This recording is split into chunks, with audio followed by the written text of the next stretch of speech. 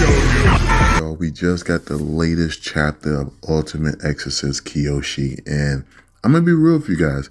I was sleeping on this series. Like, I liked the first few chapters. Then I kind of stopped, and I was like, it's alright. Then I just started binge reading the rest of it, and I'm just like, yo, why did I even stop? This series is cooking, yo. The fact that we had Asutaroth show up in the last few chapters and just go to town on your boy Kiyoshi. I mean, like, demolish this kid. And he wasn't even serious. He was just having fun with it. Like, this was a crazy battle. And then we got the aftermath in this chapter right here, chapter 23. And we about to get into it, man. Make sure you subscribe, hit the bell for all notifications. Greatly appreciate it. So the chapter pretty much starts off where you got Kiyoshi, like, thinking to himself, like, yo, you're not going anywhere. He's thinking about the battle that just happened with him and Asutaroth introducing himself and saying, like, yo, I'll see you at the Black Parade. And you got it where Kiyoshi's like reaching out to him, saying he's going nowhere, and his eyes is closing. Then he wakes up. He realizes he's in the hospital bed. This takes place 3 days later. Like, this dude has been unconscious from 3 days after that battle he had with Asutaroth. And I gotta admit, like, Asutaroth design is sick, yo. I really rock with it, man. It's crazy. We got to see Asutaroth in this series before we got to see him in Black Clover. Someone said that in the comments, and yo, they right. It's crazy. But you got it where he wakes up. He find out he been asleep for 3 days. He instantly asks his boy, like, yo, what happened to everybody, that was used to sacrifice, to bring Asutaroth to the world? They say, yo, the 3 people on the rooftop, they managed to survive, but the 100 people who were part of that sacrifice, not so much. And you got it where Kiyoshi is feeling bad. Like, he became an exorcist in order to protect people, to keep people from crying and shedding tears and losing their lives. But he actually failed. And you see him just like, he's hurt right now. And the crazy thing is, I don't even think he should blame himself. You should blame the 3 people who did that ritual.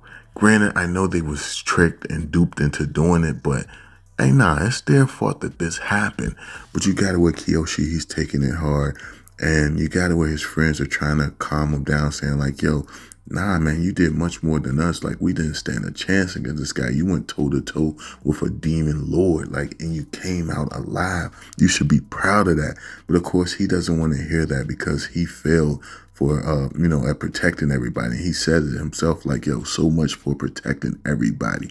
Then you got it where he's like, yo, it's all my fault. Then you got, old boy walking in, Mr. Sakaki comes in and says like, yo, stop putting all that guilt on yourself. Stop blaming yourself. You had nothing to do with this. And then that's when he goes to say like, yo, an old colleague of his, which is named Yoda, I believe that's his name, was the reason this has happened. He's the one who was conspiring with different people to open up this ritual, to perform this ritual to summon Asutaroth here. And he was like, it's his fault that this happened.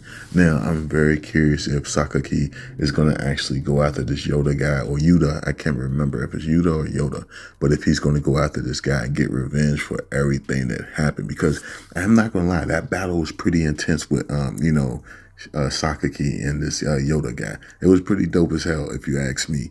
But you got it where, his familiar pops up, and I love his high stakes familiar. It just really reminds me of the guy from Hunter x Hunter. I can't think of what was his name, Geen? I can't think of what his name was.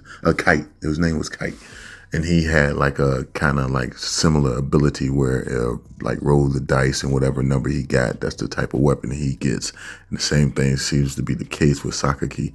And I just love that ability, yo. I think it's dope. But of course, Yuda is working with Asutaroth in the shadows. And I'm curious to know how many other people are working with, Asutaroth. Because you got it where Sakaki actually says like, yo, they actually have a mole or someone who's giving intel to Yuda that they don't know of, that they're not aware of. So they're trying to keep the information that they give out to a minimum to keep it from being leaked to Asutaroth. And of course, Asutaroth is planning on returning on the Black Parade. You have it where, our main character asks like, yo, what is the Black Parade? And that's when Sakaki goes to explain it, saying like, yo, it's when a gate opens up to the human world. The last time it happened, demons came through the portal and they killed over 200,000 people. 200,000 people lost their lives during the last Black Parade, and that's insane. And they're saying the same thing is going to happen again next time it occurs. And there's something that happens every 100 or so years. So, it doesn't happen in the lifetime of the average human. It doesn't happen, that many times. But you have it where that Yoda character, he's trying to work in the shadows to actually make one come. And you have it where you find out that Sakaki, his real mission was to be in that town where he's currently, resides for this Black Parade, because this is where it's going to be.